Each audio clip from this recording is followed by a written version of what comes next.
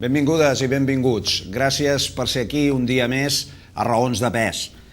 Cada vegada més la societat catalana es mostra sensibilitzada i alhora també preocupada per tot el que fa referència al medi ambient, als recursos naturals, preocupada pel sistema de vida actual, que sembla conduir-nos a una lenta i progressiva destrucció dels recursos naturals del planeta.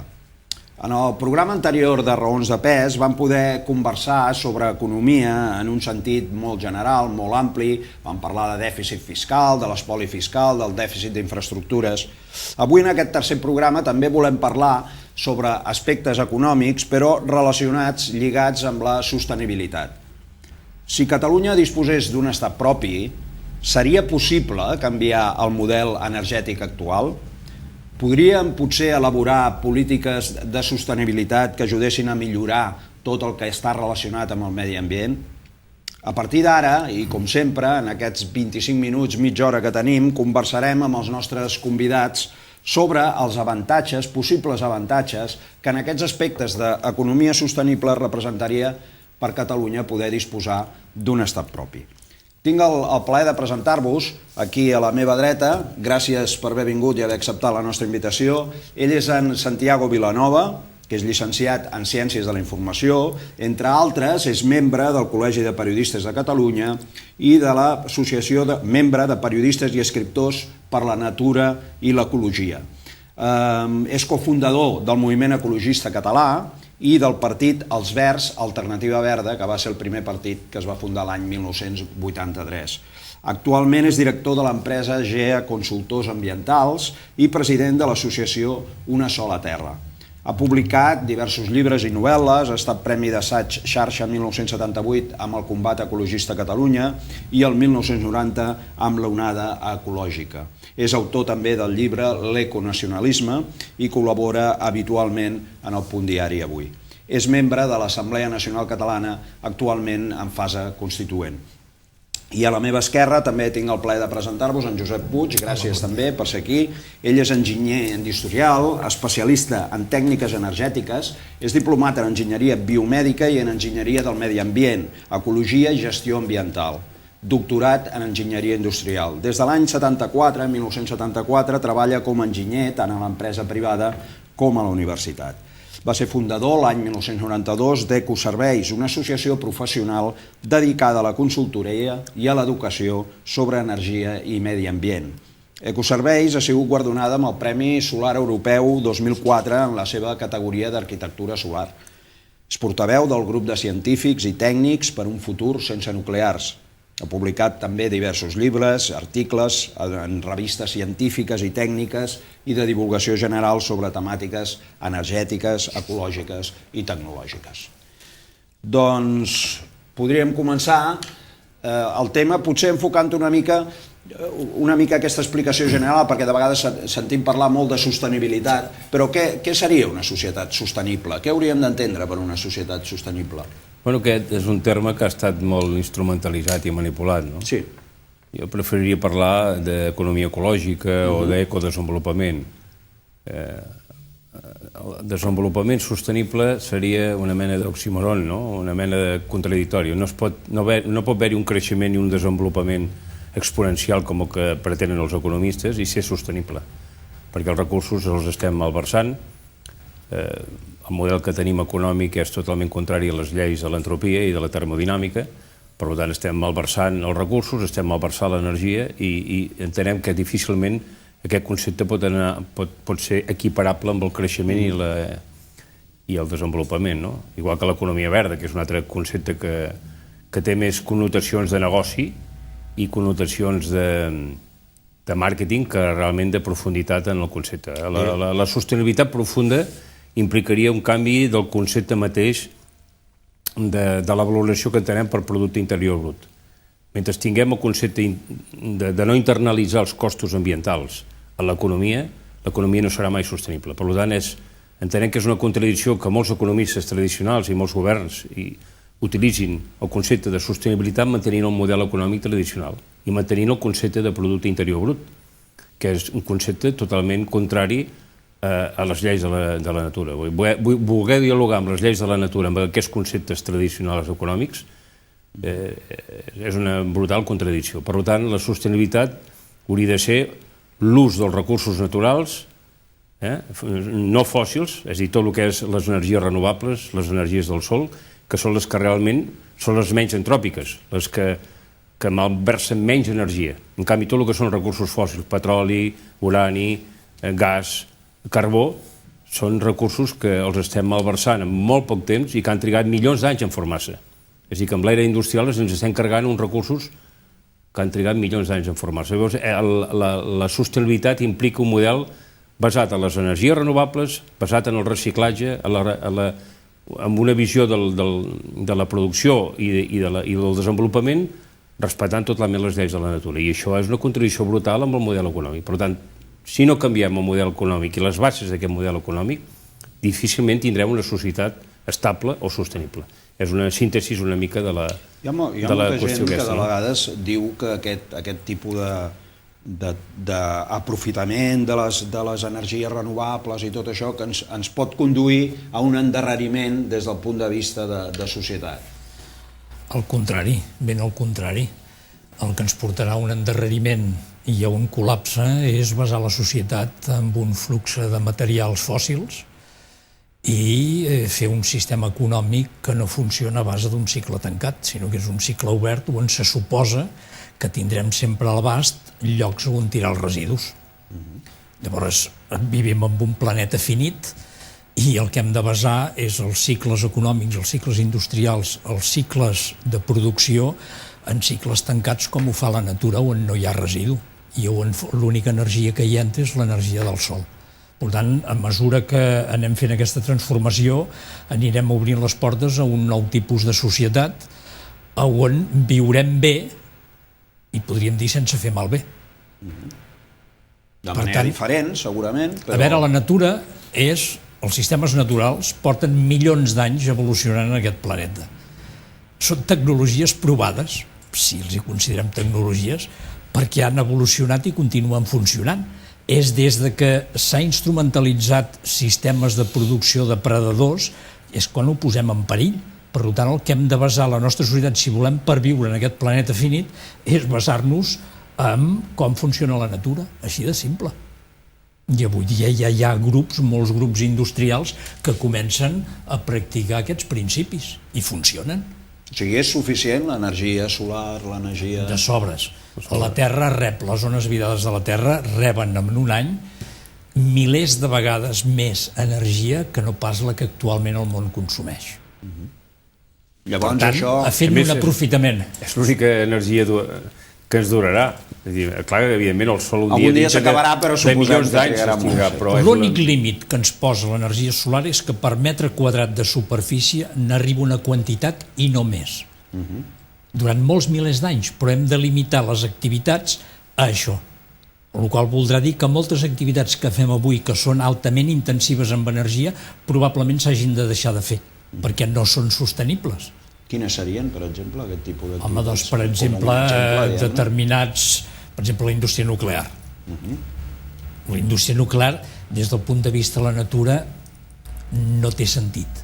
No té sentit fer bullir aigua fissionant el nucli de l'urani 235.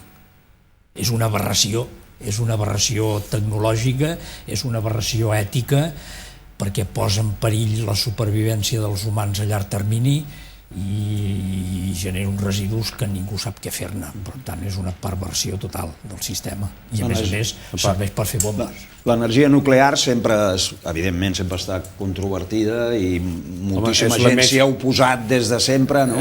Vull dir, pensar que un país pot ser independent amb energia nuclear és una utopia. Independència nuclear és un altre oxímoron.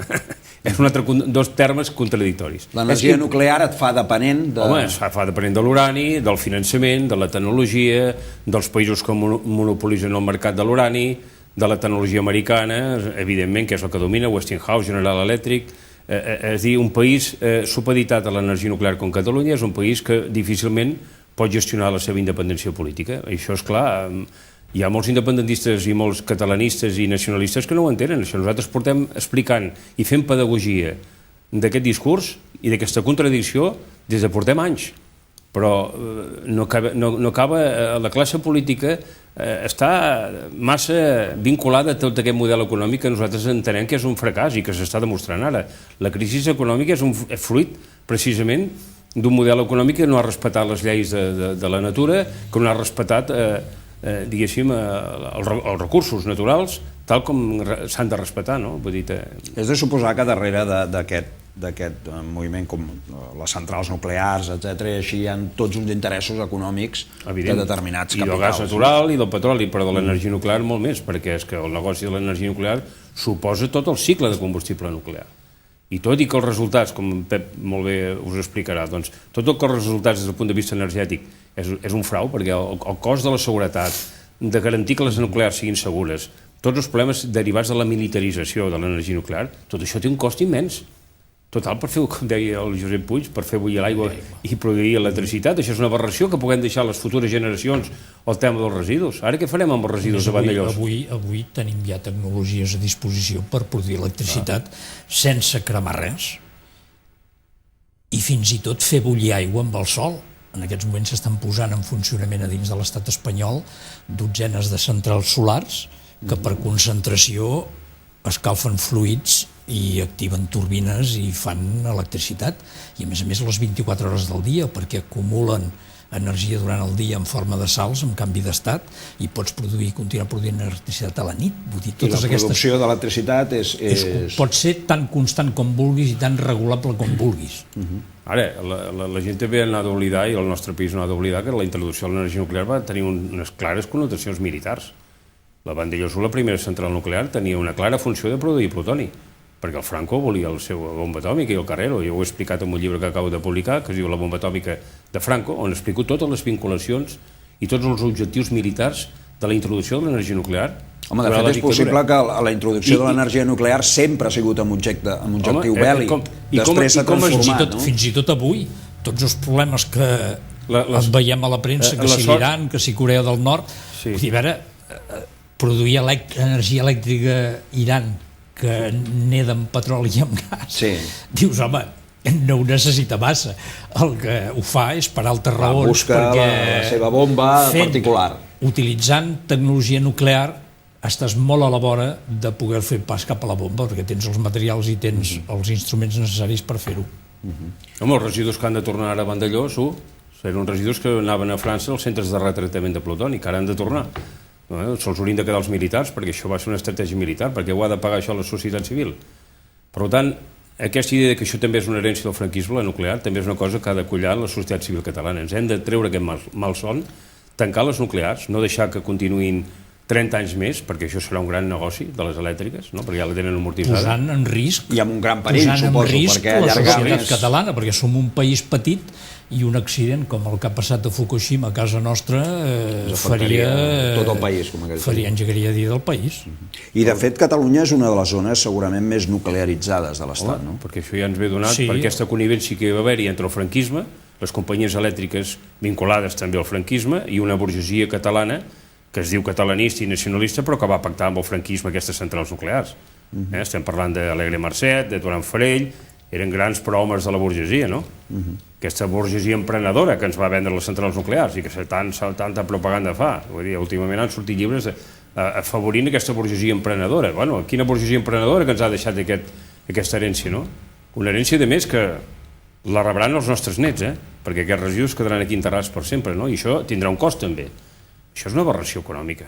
Com els economistes poden estar d'acord amb aquest model?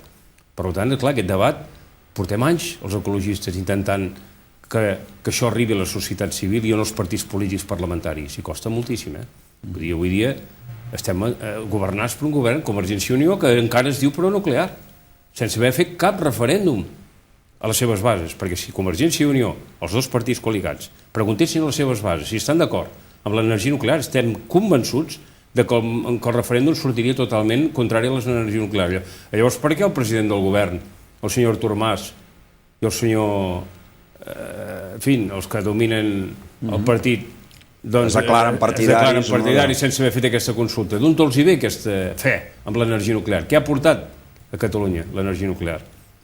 Doncs dependència, i ara ens trobarem que el dia que vulguem un estat independent haurem d'heredar tot aquest cost ecològic, social, financer, i nosaltres pensem... És possible canviar-ho amb un estat independent? Sí, això fins i tot el govern passat, i el govern actual també ho ha heredat, tenen un estudi que va encarregar ell mateix a través de vicepresidència del Consell Assessor de Desenvolupament Sostenible, on es demostra amb xifres que podem tancar les nuclears abans del 2020 i el sistema elèctric català no patiria.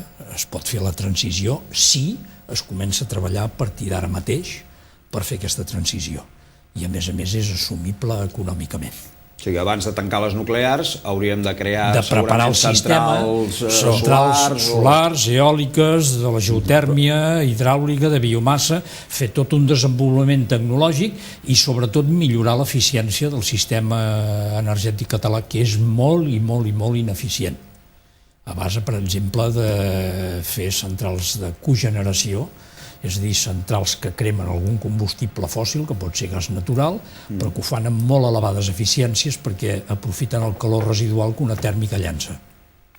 I llavors aquest calor entubat es pot donar aigua calenta, fins i tot amb màquines d'absorció es pot donar aigua freda, amb la qual podríem millorar molt l'eficiència del sistema energètic català, el qual vol dir fer inversions que són assumibles pel nivell d'inversions que s'han fet fins ara a qualsevol país i a casa nostra també. Vull dir, es pot fer si hi ha voluntat política de fer-ho i el cost és assumible. Aquesta és la idea bàsica que la gent ha de començar a veure. Però per això vol dir plantar cara política als oligopolis. Perquè els oligopolis van a la seva, no estan al servei de la societat, encara que ens vulguin convèncer que estan, van al servei dels seus guanys. I avui mantenen les nuclears perquè és un escandalós guany diari. Les 3 nuclears que funcionen a Catalunya cada dia pel fet d'injectar electricitat a la xarxa tenen un benefici net diari d'1 milió d'euros. A costa de mantenir-les funcionant, d'abocar radioactivitat, de fer residus que els haurem de pagar nosaltres amb la nostra salut i els nostres diners i els nostres fills, els nets, els besnets i tots els que vindran a darrere. Mentre que els guanys se'ls embutxaquen els accionistes d'aquestes empreses que avui són privades. Llavors això és un escàndol enorme en el país i l'hem de començar a qüestionar. I la primera forma de començar-ho a qüestionar és aprofitant el marc legal que hi ha actualment, que per raons europees es va fer, que es diu la liberalització dels mercats energètics, que es va trencar els monopolis verticals que generaven, transportaven, distribuïen i comercialitzaven en empreses diferents. Doncs s'ha d'aprofitar aquest marc per convertir tota la societat a nivell individual, familiar i col·lectiu en generadors d'energia, perquè avui tenim la tecnologia. Igual que l'informàtica en els últims anys ha evolucionat en el sentit de grans ordenadors a tota la xarxa de telaranya d'avui, que cada ordenador petit és emissor i receptor de... Avui la xarxa elèctrica es pot configurar així, es pot configurar que cada node consumidor a casa nostra podem ser també alhora generadors, amb la qual transforma radicalment. Per fer possible això s'ha de fer un pas, i aquest és un dels que plantegem nosaltres, és dir, les xarxes de distribució han de deixar de ser propietat dels oligopolis. Que les xarxes de distribució tornin a ser públiques, les de distribució, a nivell local, a nivell comarcal o a nivell que es vulgui, tornin a ser de titularitat pública, que la gestionin ens que no tinguin res a veure ni amb la generació ni amb la comercialització d'energia. I aquesta és la idea clau, perquè qui té les xarxes té el poder. Per tant, les xarxes han d'estar al servei de la societat. I això vol dir engegar, com ha passat a Alemanya, que ja hi ha molts municipis que han tornat a comprar les xarxes locals de distribució. I això és una guerra que hem d'encetar en el nostre país. És clau, la democratització de l'energia i la descentralització. I amb les energies fòssils tradicionals no podem fer aquest procés democràtic. I Catalunya ha deixat perdre, durant la transició democràtica, aquest canvi que en Pep Puig defensa, no? Que s'ha fet durant aquests anys, inclús durant els primers governs del govern Pujol, totes les grans empreses eòliques solars que Catalunya podia haver liderat la revolució verda. Ara aquesta revolució verda ens l'estan liderant altres autonomies amb el nostre diner, perquè nosaltres paguem amb l'expoliació fiscal que tenim, s'estan fent centrals solars a Andalusia, parcs eòlics a Navarra, i aquí a Catalunya quedem desertitzats energèticament, totalment dependents de la nuclear. Home, hi ha hagut una miopia i una falta de visió durant els anys del govern Pujol i durant els anys del tripartit, molt important, molt greu.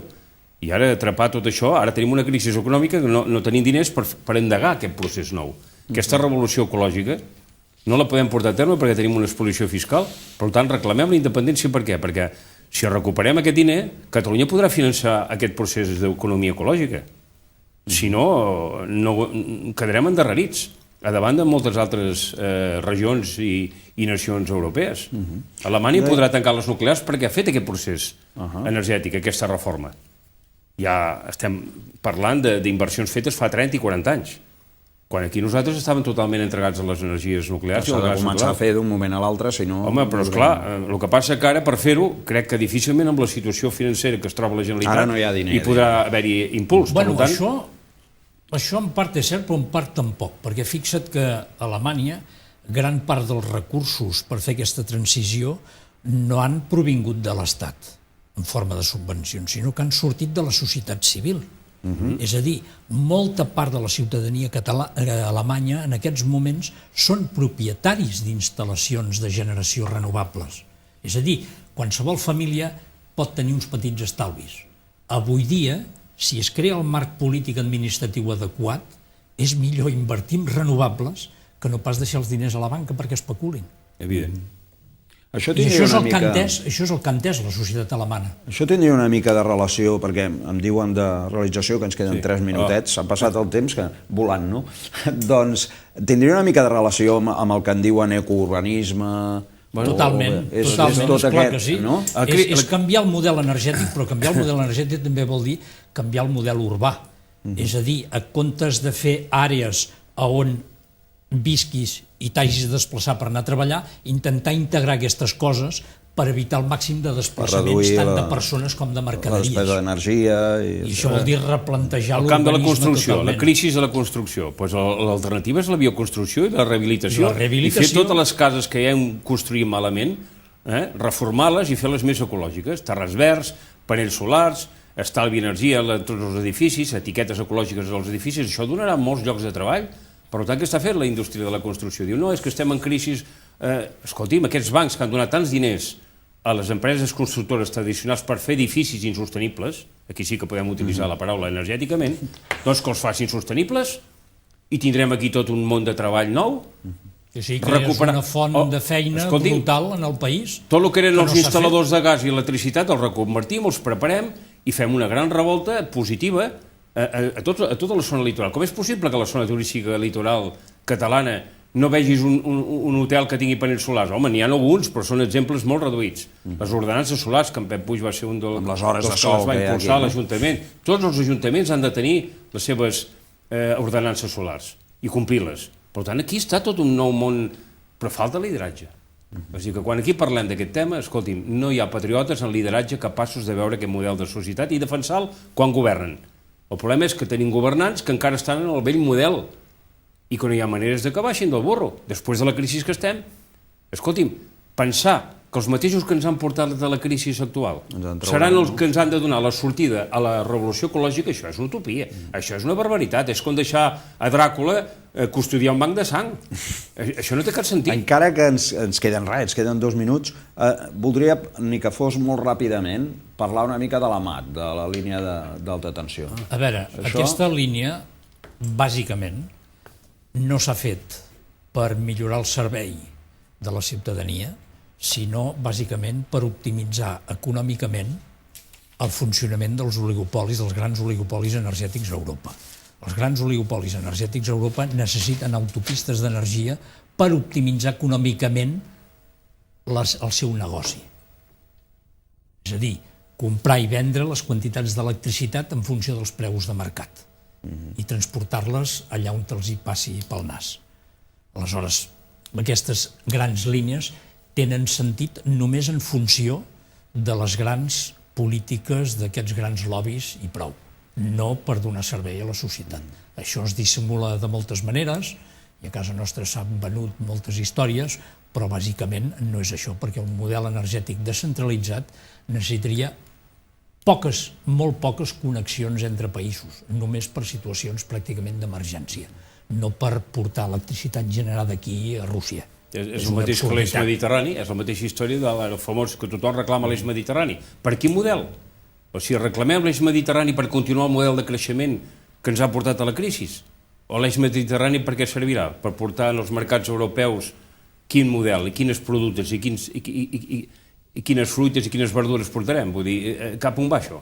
Vull dir, si ha fracassat el model econòmic degut a que hem fet un model de creixement il·limitat, tant les línies d'alta tensió i la MAT com l'eix mediterrani, que ara tothom, contentíssims de tenir-lo, escolti'm, ja veurem després què passarà, perquè si aquest eix mediterrani ha de portar als mercats europeus, doncs quin consum? Perquè si hi ha una crisi de consum i hi ha un decreixement, per què servirà aquest eix mediterrani?